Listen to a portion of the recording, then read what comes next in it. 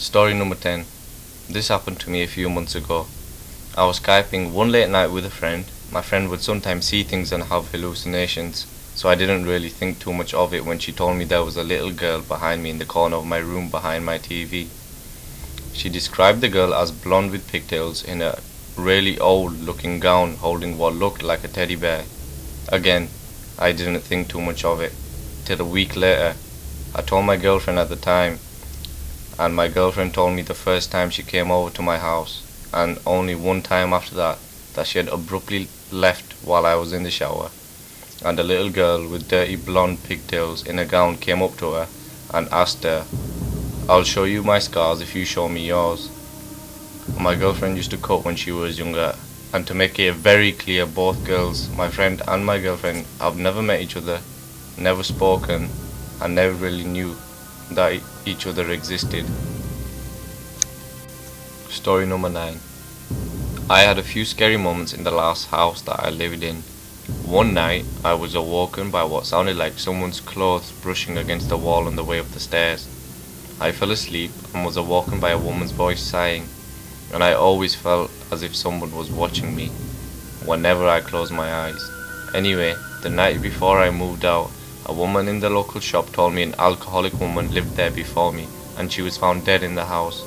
I have never had that feeling before or since, thankfully. Story number 8. There's a dirt road right by our house, and we were always the first house you see from the bottom of the road. My family and I tried to become everyone's friends with the people down the road. I feed the old lady's dog when she goes out of town and so on, and we send candy down the road on Halloween, and even became friends with the man who came out of prison. He did his time, there's nothing wrong with him, he's a nice guy and he regrets what he's done. Well, one day there were ambulances going down the road and we thought maybe the elder woman must have died, and so we were sitting on the porch. When the ambulance came back with its light off and the older lady's car following behind, driving, in the passenger seat we see her son, the prisoner, looking out the window, and we waved him to see what was going on because we knew that someone had died because the lights were off. When our neighbour, the old lady, comes back the next day, she told us that the man had died, the one in prison, but he was in the passenger seat of the car and we saw him waving at us, right behind his mum following the ambulance. But in reality he was in the ambulance instead of in the car. Story number 7. I grew up in New Mexico and was always very into the outdoors, hiking, camping, rock climbing, etc. One summer when I was 19, I went on a 4-day and 3-night camping trip near my parents' house on my own. It might sound weird, but I had been to this area many times and it was quite safe. Anyways, I brought my camera along with me and took lots of pictures. When I came back and developed my film, there were 3 extra pictures that I didn't take of me sleeping, one each night. None of my stuff was missing or stolen and nothing happened, but it freaked the hell out of me. Story number 6. So when I was a kid, I would race up to the top of the stairs as fast as I could, like it was some sort of silly game. Well, I must have been 5 or 6 at the time, I'm not sure, but I know I was very little. Somewhere along the way, a voice at the top of the stairs started to whisper to me. It would make bets with me such as, "I bet you a penny you can't make it to the top of the stairs." I don't really think there was a certain amount of time or anything. As I said, I was very little, so I probably didn't have any counting abilities anyway. I recall just sitting at the top of the stairs having conversations with this voice, about the betting of course. Eventually the voice, it was like a whisper of a man's voice, not my own voice in my head. It started to bet me my life instead of pennies. It'd say, "I bet you your life you can't make it up the stairs." As I got older it stopped. I never really thought about it at all. I've never mentioned it to anyone until one night I was sleeping over at my brother's place. I was about 18, he was 22, and we were talking about spooky stories. Out of nowhere I brought up the voice at the top of the stairs, and my brother got all quiet and weird. Before I even mentioned the betting aspect, he said, "Did it make bets with you?" We both looked at each other horrified. It was certainly freaky after that fact that we both heard the betting whispers. Story number 5. First of all, I should note that this didn't happen to me, it happened to my dad a long time ago. Pretty sure it was in the 70s in Australia, and proves to me why you should follow your gut. My dad was walking home from work and he took his normal route home, which involves walking through a popular park. The route leads to two paths in the park, and normally my dad would take the shorter path on his way home. When he arrived at the two paths and began to walk down the shorter path, he started to feel sick, and it was as if something was telling him not to continue. He looked up and noticed two seemingly harmless men in suits who were holding briefcases and walking up rather quickly down the path towards him. Although the two men looked like typical businessmen who had just finished work, my dad decided to listen to his intuition and turn round and following the longer path home.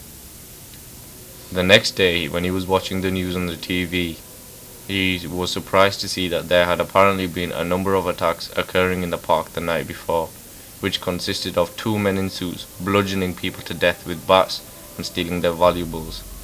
Looks like intuition saved his life. Story number 4. I was about 15 minutes from finishing the night shift at work when there was a massive crash on one of the windows in the office, so I get up and go check it out. Someone has thrown quite a sizable rock through one of the windows on the front of the building. This is made especially weird because I'm working in the industrial district at 11:30 at night with none of the other businesses open. I go back to my desk, put a quick call through to security and let them know, and then I decide to head home. As I'm leaving the building, I'm freaking myself out more and more, and I end up running to my car. I get in and take off. I'm almost home and I've started to calm down a bit when I realized that I didn't unlock my car when I got in.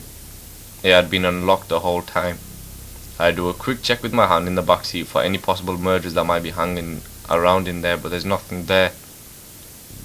Fast forward 30 minutes and I've just called a friend of mine who says he's out drinking, so I decide I'm gonna go join him. I jump on my bicycle and start riding over. I'm doodling along the road on my bike and it's a nice night and I'm in no big rush, finished work, and I'm just enjoying the moonlight when I hear someone else riding behind me. I straighten up and stick to one side of the road. He passes me really slowly, and when he's right beside me, he shoots me a smile which I can describe as purely fucking insane. I kind of flinch and I'm taken aback as he rides on. That's when I realize he's riding my mum's bike. Story number 3. So, this is a story about a girl who was called over to babysit, and she did this for a lot of people, so it was routine for her. Anyways, she was told to put the kids to bed at 9, and she did. After she put the kids to bed, she started watching TV and doing homework, waiting for the parents to come home. But then she started hearing some noises coming out of the basement, like pans falling off and stuff, but she just ignored it and thought it was the washing machine or something. Anyways, a while later she starts hearing the noises again. She decides to call the police and tell them she was hearing noises coming out of the basement at the house she's babysitting at. The lady at the station told her there's a patrol in the area and that he'll be in the house in about 20 minutes. Anyways, about 5 minutes in, she hears a knock at the door. She answers and it's a full SWAT team. She asked, I thought they were just sending a patroller, and one of the guys told her, after you hung up the phone, we heard a second phone on the line hung up. Ended up that there was a man in the basement listening to the conversation. The lady in the station waited and heard him hang up and then immediately sent the SWAT team to help. They went downstairs and caught him. The man was wanted for multiple cases of murder. Story number 2. My dad died of cancer the day I turned 16, after about 2 weeks in a coma. It was really fast, less than 2 months between diagnosis and death. He died in the house. We had a hospice attendant and my mum was very good about seeing to him in those final days. Anyways, a lot of weird shit happened after he passed. But the one that still freaks me out when I think about it happened about 12 hours before he took to bed for the last time. He was in our living room napping on the couch while my mum was in the kitchen cooking. No one else was home. Suddenly he jerked awake and was shouting for my mum in a very loud, agitated voice, clearly angry with her. Beverly, don't do that. Don't ever do that again. She ran into the room, alarmed, and asked what he was talking about, and he said, Don't do that. Don't walk past me. like that in that long black wig. Sometimes I think he saw death. Story number 1. My parents bought their first house back in 1972. It was a fixer-upper, but they decided to move in right away and fix things as time and money permitted. Within a few days of moving in, the new neighbors came over to introduce themselves. They also let my parents know that the previous owners had moved out after a nasty divorce. They had lost their second baby from SIDS, and their relationship went downhill from there. My parents were horrified, more so because they were newly pregnant and couldn't imagine going through such a thing. They eventually pretty much forgot all about it and life went on. They were in love with their new life and their new house. In preparation for the baby, they decided to wallpaper the nursery. Now my dad told my mum that there was no need in wallpapering the inside of the closet, but she insisted. She was kneeling down, scraping off old paint inside the closet when her eyes fell upon something that made her blood turn to ice. Written in crayon, at about eye level for a kindergartner, in childish scrawl was, "I killed the baby."